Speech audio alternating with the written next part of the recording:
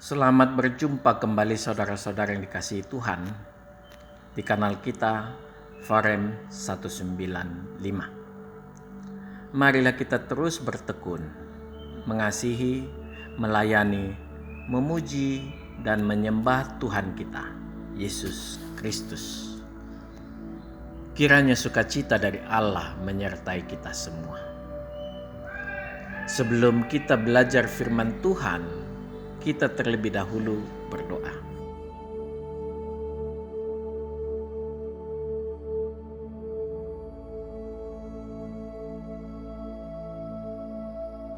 Allah yang bertahta di kerajaan sorga yang mulia, kami menghadap kehadirat-Mu ya Tuhan, untuk memulai pembelajaran kami mengenai bab yang baru, yaitu kematian. Kiranya Roh Kudus mencerdaskan kami, agar kami dapat memahami firman. Tuhan, hari ini yang masih akan kami jalani dalam memenuhi aktivitas kehidupan kami, kiranya Engkau berkati, agar kami dapat memperoleh hasil yang melimpah, dikarenakan berkat-Mu. Terpujilah selalu nama. Di dalam nama Tuhan Yesus Kristus kami berdoa. Amin. Saudara-saudara yang dikasihi Tuhan, kita bertemu kembali dalam video kita yang ke-20. Pada kesempatan ini kita masuk ke bab yang baru, yaitu bab kelima dengan judul kematian akibat dosa. Bab 5 ini merupakan bagian terakhir dari 3 mata rantai malapetaka yang akan selalu mengikuti manusia di sepanjang hidupnya akibat kejatuhan dalam dosa. Ketiga mata rantai itu adalah dosa, iblis, dan kematian. Untuk bagian dosa dan iblis sudah kita bahas di video-video kita sebelumnya. Video yang ke-20 ini berisi 2 topik, yaitu kesempurnaan ciptaan dan upah dosa. Saudara-saudara dan para sahabat kanal Farem 195 yang terkasih, marilah kita melihat kesempurnaan ciptaan Allah. Di sini kita khususkan pada manusia. Ini dikarenakan mengenai kesempurnaan ciptaan ini sudah sangat banyak kita singgung di video-video awal. Di sini kita mengulanginya secara garis besar saja sebagai pengingat kita. Proses penciptaan yang dilakukan Allah terjadi di 2 alam. Yang pertama adalah alam roh, ketika Dia menciptakan para malaikat di surga. Yang kedua adalah alam fisik atau alam jasmani, ketika Dia menciptakan alam semesta dan manusia.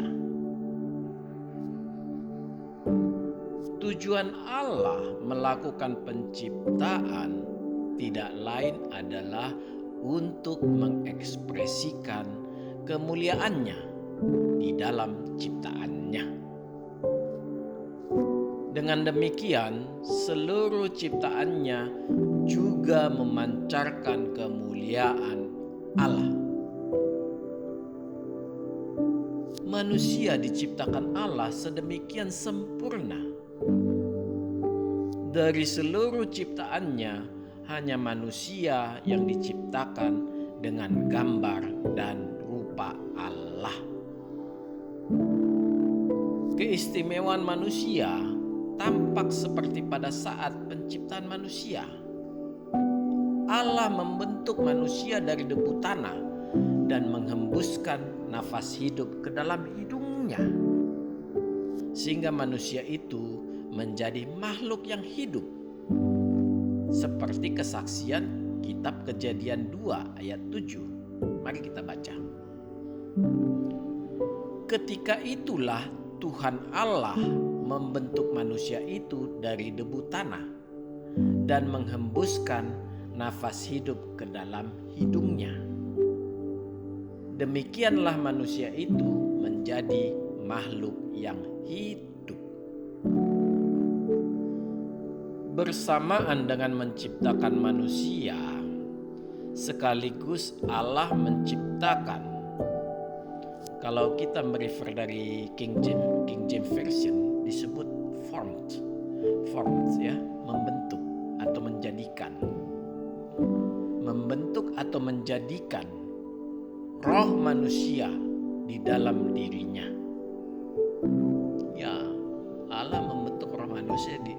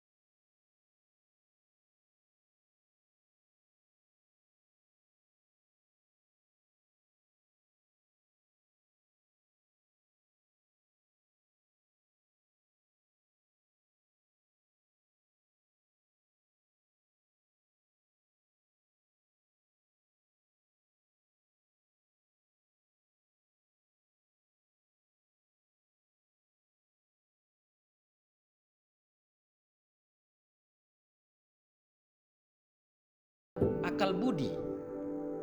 Sebagaimana kitab Ayub 32 ayat 8 bersaksi. Tetapi roh yang di dalam manusia dan nafas yang maha kuasa, itulah yang memberi kepadanya pengertian. Roh manusia inilah yang mampu untuk mendengar suara Allah. Sedangkan akal budi berada di dalam pikiran manusia, memberi manusia pengertian atau pemahaman. Roh manusia ini berasal dari Allah, milik Allah. Dengan kata lain, roh ini abadi, memiliki awal di manusia, tetapi tidak memiliki akhir. Pada saat manusia mati, maka roh manusia juga kembali ke Allah. Sebagaimana dikatakan Allah di kitab Kejadian 6 ayat 3. Berfirmanlah Tuhan, rohku tidak akan selama-lamanya tinggal di dalam manusia, karena manusia itu adalah daging, tetapi umurnya akan 120 tahun saja. Roh manusia inilah yang membuat manusia segambar dengan Allah, sebagaimana dikatakan di kitab 1 Korintus 2 ayat 11. Siapa gerangan di antara manusia yang tahu apa yang terdapat di dalam diri manusia selain roh manusia sendiri yang ada di dalam dia? Demikian pula lah, tidak ada orang yang tahu apa yang terdapat di dalam diri Allah selain roh Allah. Dengan roh ini, manusia dapat melakukan pengenalan pada dirinya sendiri. karena bagaikan pelita Tuhan yang menyelidiki seluruh lubuk hatinya, sebagaimana dikatakan di kitab Amsal 20 ayat 27. Roh manusia adalah pelita Tuhan yang menyelidiki seluruh lubuk hatinya dan memberi manusia pengertian seperti dikatakan di kitab Ayub 32 ayat 8 tadi. Inilah semua yang kita rasakan. Kita bisa melakukan pengenalan sampai ke lubuk hati terdalam. Kita memiliki pengertian, akal budi. Ini semua berkat roh manusia yang diberikan Allah kepada kita manusia. Ya, roh manusialah yang benar-benar mengenali diri kita. Ini bisa kita lihat di kitab 1 Korintus 2 ayat 11 di atas tadi. Roh manusia inilah yang membuat kita segambar dengan Allah. Kelebihan ini tidak diberikan ke hewan, unggas, ikan, tumbuhan, ataupun makhluk hidup yang lain. Makhluk hidup hanya diberi Allah berupa nyawa dan naluri atau insting. Inilah keistimewaan kita. Inilah kesempurnaan kita. Sungguh istimewa posisi manusia, karena manusia menjadi jembatan antara alam roh dan alam fisik, penghubung dunia yang tidak kelihatan dan dunia yang kelihatan, penghubung dunia ciptaan yang memiliki akal budi dan dunia yang tidak memiliki akal budi. Manusia pertama yang diciptakan Allah dengan sempurna dan tidak berdosa, diberi Allah tempat yang juga suci, yaitu Taman Eden. Ya, Allah benar-benar mengistimewakan manusia. Ini tampak dari tindakannya yang menempatkan manusia di sebuah tempat terindah di bumi, Taman Eden. Suatu tempat yang berkelimpahan dengan segala sesuatu. Manusia tidak berkekurangan. Suatu kehidupan yang tidak mengenal sakit dan penyakit. Suatu tempat tinggal yang tidak berkesudahan. Ya, di tempat ini manusia tidak akan pernah mati. Karena Allah menciptakan manusia untuk abadi, tidak bisa mati. Taman Eden merupakan wujud tempat nyata ciptaan Allah yang sempurna. Taman Eden adalah miniatur taman Allah yang diciptakan Allah di bumi. Kita bisa membayangkan kondisi awal Taman Eden sebelum manusia jatuh ke dalam dosa. Allah menciptakan alam semesta dengan seluruh isinya untuk mengekspresikan kemuliaannya. Roh manusia di dalam diri Adam dan Hawa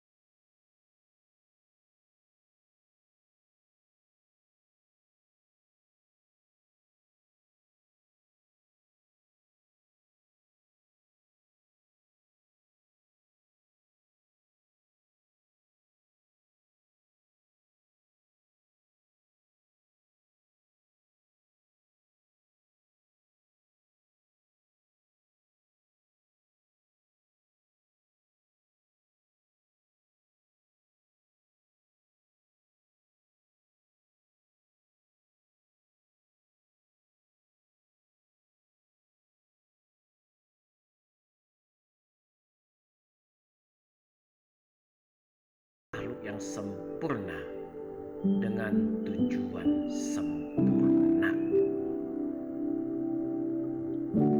Saudara-saudara dan para sahabat kanal Forum 195 yang terkasih,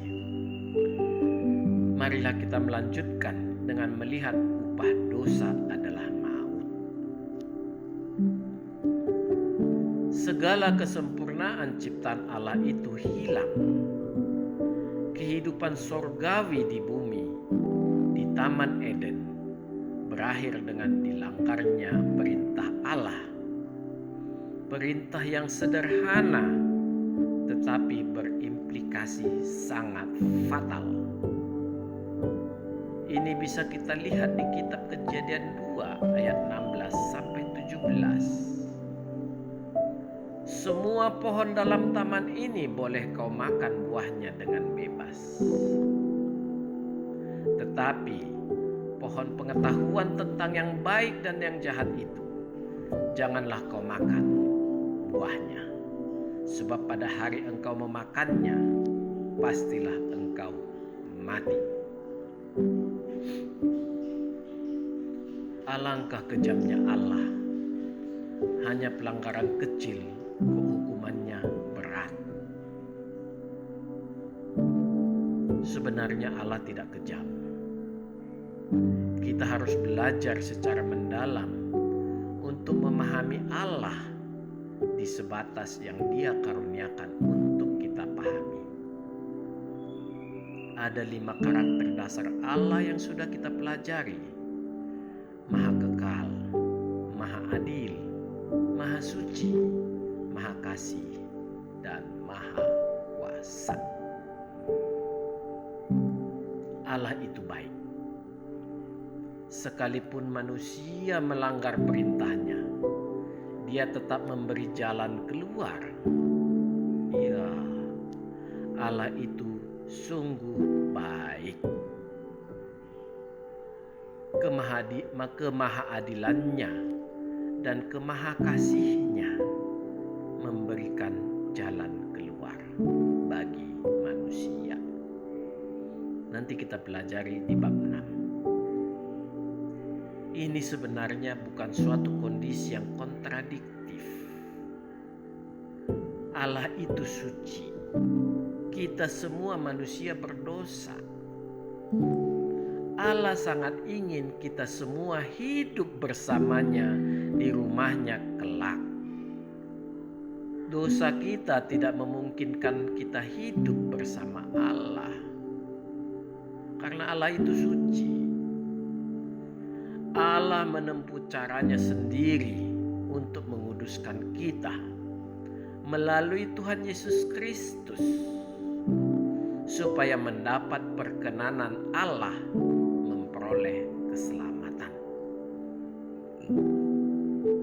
Jadi ini semua tidak ada hubungannya dengan mengatakan adanya suatu kondisi kontradiktif di dalam diri Allah antara maha adilnya dan maha kasihnya. Tidak, itu tidak benar. Di dalam diri Allah tidak ada kontradiktif. Allah itu kasih. Di dalam kasih tidak ada kontradiktif.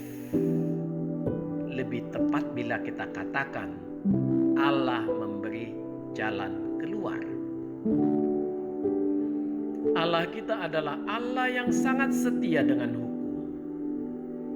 Demi kasihnya, agar manusia bisa hidup bersamanya di sorganya, maka Dia menempuh cara yang dipahami manusia selama ini, yaitu melalui pembayaran sebagaimana hukum yang telah Dia beri sejak dahulu kala. Dia tahu semua itu karena Dia sumber segala hukum. Sekali lagi, Dia adalah Allah yang setia. Dia membayar dengan mengorbankan anaknya yang tunggal, Yesus Kristus. Saudara-saudara dan para sahabat kanal Forum 195 yang terkasih, Allah tidak bisa berhubungan dengan manusia yang berdosa, sekecil apapun dosa itu. Dosa adalah pelanggaran atas perintah Allah, walau hanya dalam tanda kutip sekedar melanggar perintah yang sederhana. Melanggar perintah Allah adalah suatu hal yang sangat serius, karena dosa itu bagaikan virus yang ganas.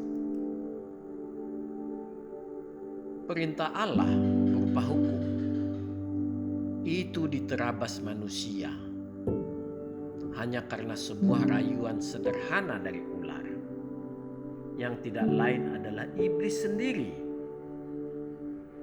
Data informasi yang masuk kepada manusia merangsang timbulnya keinginan daging, keinginan mata, dan keangkuhan hidup atau kesombongan. Sifat keangkuhan hidup inilah yang merupakan ciri khas iblis. Bentuknya ingin menjadi Allah. Kesombongan inilah bentuk dosa yang paling dahsyat. Dua hal yang pertama, yaitu keinginan daging dan keinginan mata, adalah keinginan bersifat jasmani. Akan tetapi,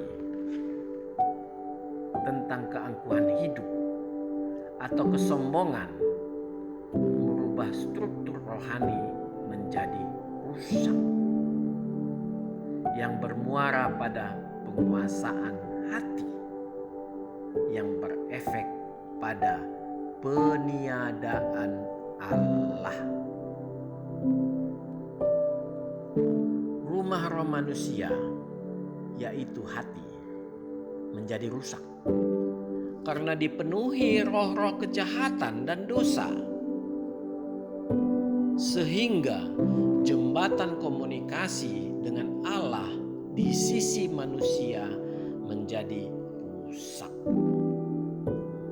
Roh manusia tidak mampu memancarkan cahaya kemuliaan Allah dengan baik karena sinarnya terhalang. Inilah yang kelak harus kita pertanggungjawabkan. Ya, segala kehidupan kita selama hidup di bumi ini kelak harus kita pertanggungjawabkan pada saat digelar penghakiman tahta putih besar dan tahta pengadilan Kristus.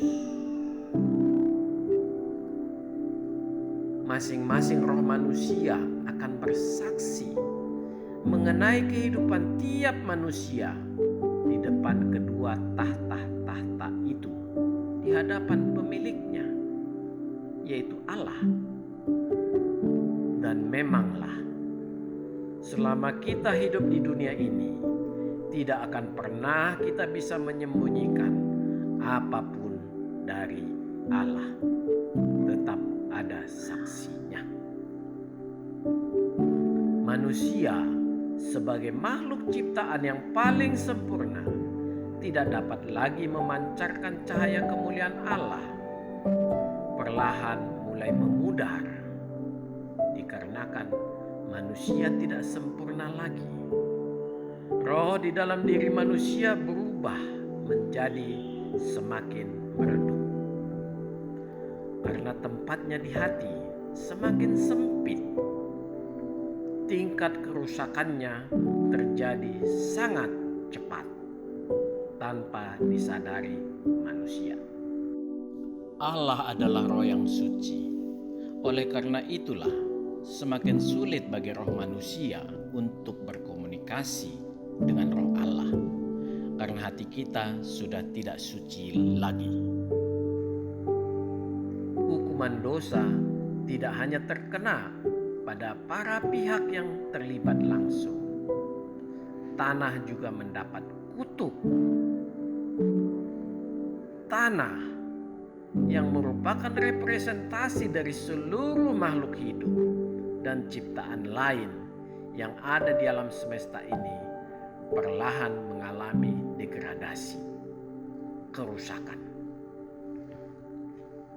Seluruh alam makro dan mikro berubah menuju kefanaan. Seluruh makhluk hidup dan alam mengalami proses penuaan. Dan pada suatu saat menuju hari akhirnya, hari di mana Allah melakukan pembaharuan total seluruhnya. Sama halnya juga yang terjadi pada manusia yang mulai mengalami proses penuaan dan suatu saat nanti akan mati. Sama seperti firman Allah, dari tanah kembali ke tanah. Manusia mengalami kematian. Semua hukuman dosa di atas hanya sekedar hukuman fisik. Yang jauh lebih menakutkan adalah hukuman kematian kekal. Di dalam iman Kristen, kematian fisik manusia kembali ke tanah adalah kematian jasmani. Dan memang jasmani tidak bisa melakukan pertanggungjawaban di surga, di alam rohani.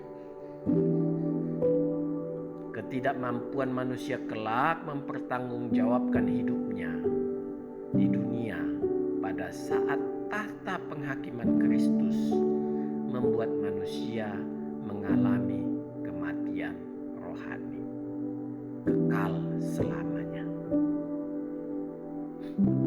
Untuk itulah Allah di awal kejatuhan manusia menjanjikan juru selamat dengan maksud untuk memulihkan gambar dan rupa Allah di dalam diri manusia.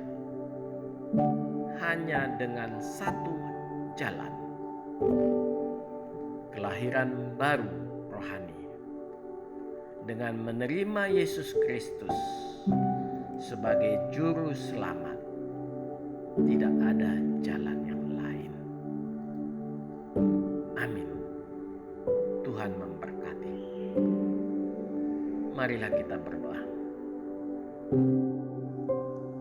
Ya Allah kami yang Maha Kasih, kembali kami menghadap kehadirat-Mu, ya Tuhan, untuk mengucap syukur atas perkenanan-Mu. Kami dapat menyelesaikan pembelajaran kami mengenai kematian pada bab 5 ini, ya Allah. Kami sadar betapa mengerikan kematian yang telah kami alami dengan jatuh ke dalam dosa. Berilah kami selalu pengertian, ya Tuhan, agar semakin banyak pemahaman kami, semakin dalam juga kami mengenal besarnya kasih-Mu yang telah menghidupkan kami kembali. Ajarilah kami, ya Tuhan, semakin merendahkan hati, karena itulah jalan satu-satunya agar kami selalu sadar salib-Mu. Ampunilah kami, Tuhan, atas segala dosa dan salah kami. Terpujilah selalu nama-Mu.